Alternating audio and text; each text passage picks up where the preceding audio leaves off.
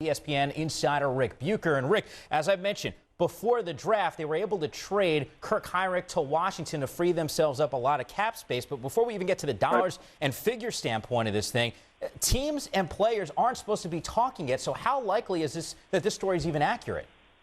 The tricky part here is that from everything I've been able to gather, William Wesley, who's an advisor to LeBron James, is the one who's in every executive's ear that has a chance at LeBron James, saying, hey, you know what, he's really interested. And because he is outside of the purview of the NBA, there's no way for the NBA to really punish him. But that is apparently what executives are going on, saying, hey, I think he's going here or he's going there.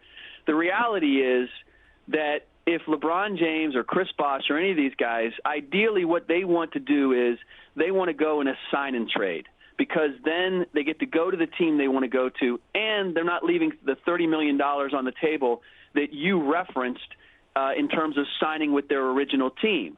So to do that requires negotiation between the agent and between the respective teams, and those are negotiations that simply can't go on at this point, because if we get to midnight, July 1st, and LeBron James is going to Chicago in a sign-and-trade, the league almost has no choice but to prohibit that deal from happening, because it would be a foregone conclusion that you guys negotiated this deal before you were technically able to. So it sounds good, and in a very narrow sense, it's probably accurate. You can quote a league executive saying, I think this is going to happen.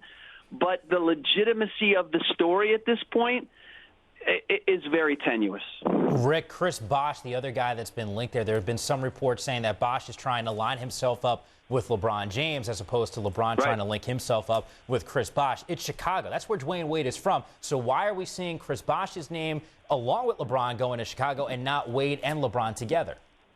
Well, because, one, Dwayne Wade has made it publicly, has made a public statement, I am looking to stay in Miami and to bring another player here.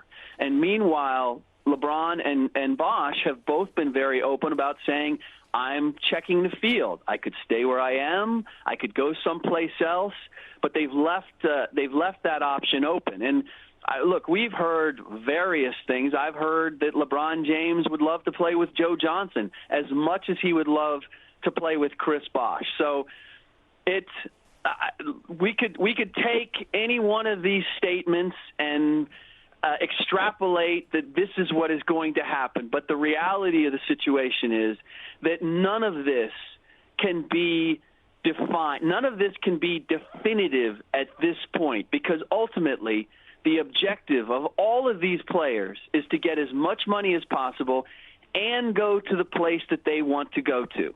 And so for that to happen, there is going to have to be a certain degree of negotiation. Now, I have no doubt that there are conversations going on right now that may be technically illegal. But the ability to definitively say this is the plan and this is the plan that's going to be executed on July 1 is simply impossible at this point. No, free agency once again officially begins 12:01 a.m. on Thursday.